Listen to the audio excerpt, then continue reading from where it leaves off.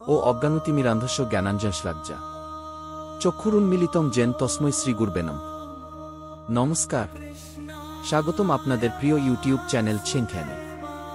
আজ আমরা শ্রবণ করব শ্রীমদ্ভগবদ্গীতার ত্রয়োদশ অধ্যায় ক্ষেত্রজ্ঞ বিভাগ যোগের এক গভীর ও চিন্তনমূলক ভাষ্য। এই অধ্যায়ে ভগবান শ্রীকৃষ্ণ পরম সত্য, আত্মা ও দেহের পার্থক্য এবং জ্ঞানের প্রকৃত স্বরূপ উদ্ঘাটন করেছেন। এই অধ্যায়ে ভগবান শরীর ও আত্মা এই দুইয়ের ভেদরেখা টেনেছেন।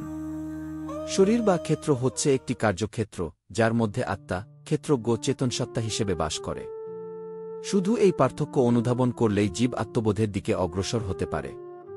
অর্জুন উবাচ প্রকৃতিং পুরুষং চৈব ক্ষেত্রং ক্ষেত্রজ্ঞমেব চ এতদ্বেদিতুমিচ্ছামি জ্ঞানং জ্ঞেয়ং চিকেশব।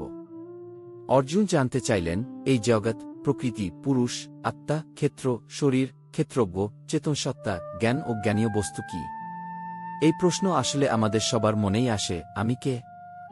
দেহ না আত্মা? ঈশ্বর কোথায়?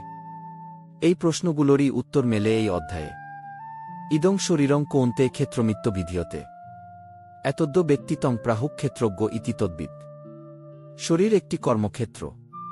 আত্মা এই শরীরে বাস করে, অভিজ্ঞতা অর্জন করে, কর্মফল ভোগ করে। এই আত্মাই ক্ষেত্রজ্ঞ। কিন্তু আত্মা কেবলমাত্র দর্শক, সে দেহের সঙ্গে একীভূত নয়। জ্ঞান কি? ভগবান বলেন, অহিংসা, ক্ষমা, ভক্তি, অহংকারহীনতা, বৈরাগ্য এই সবই প্রকৃত জ্ঞানের লক্ষণ। এগুলির অনুপস্থিতিই অজ্ঞান। অর্থাৎ শিক্ষা বা তথ্য নয়, চরিত্র, দৃষ্টিভঙ্গি ও আত্মজ্ঞানী সত্যিকারের জ্ঞান। জ্ঞানীয় বস্তু কি?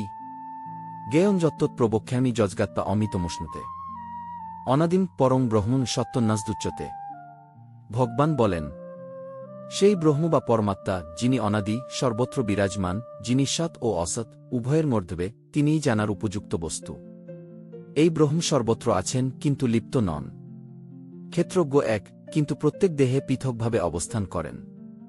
উপদ্রষ্টানুমন্তাচ ভর্তা ভোক্তা মহেশ্বর্ক পরমাত্মেতি চাপ্যুক্ত দেহে স্মিন পুরুষ পর্ক। যিনি পরম পুরুষ, তিনিই প্রত্যেক দেহে পরমাত্মারূপে অবস্থান করছেন। তিনি শুধু সাক্ষী নন, বরং তিনি পালন করেন, ভোগ করেন এবং সর্বজ্ঞা। দেহ নশ্বর, কিন্তু আত্মা নশ্বর নয়। সমম সর্বেষু ভূতেষু তিষ্কন্তং পরমেশ্বরম বিংশৎস বিংশন্তং য পশ্যতি স্পশ্যতি 1-3-2-8। যিনি সকল দেহে সমভাবে পরমেশ্বরকে দেখতে পান, তিনি প্রকৃত জ্ঞানী। দেহ বিনষ্ট হয়, কিন্তু আত্মা ও পরমাত্মা অবিনশ্বর। এই অধ্যায় আমাদের শেখায়, আমরা কেবল এই দেহ নই। আত্মা চিরন্তন, আর আত্মার উপলব্ধি হল মুক্তির পথ। প্রকৃত জ্ঞান অর্জন করতে হলে ভক্তি, অহংহীনতা ও পরমসত্য অনুসন্ধান অপরিহার্য। বন্ধুরা, এই অধ্যায় আত্মজ্ঞান ও পরমাত্মা উপলব্ধির পথে এক আলোকবর্তিকা। এই চিন্তনকে হৃদয়ে ধারণ করুন। আপনার ভাবনায়, আচরণে এবং আত্মসন্ধানে গীতা হোক এক বিশ্বস্ত সঙ্গী। আপনার যদি এই চিন্তন ভালো লেগে থাকে, তাহলে ছিনথ্যান চ্যানেলটি সাবস্ক্রাইব করুন, ভিডিওটি শেয়ার করুন এবং কমেন্ট করে জানাতে ভুলবেন না আপনার উপলব্ধি। পরবর্তী চিন্তনভিত্তিক গীতাভাষ্যে আবার দেখা হবে।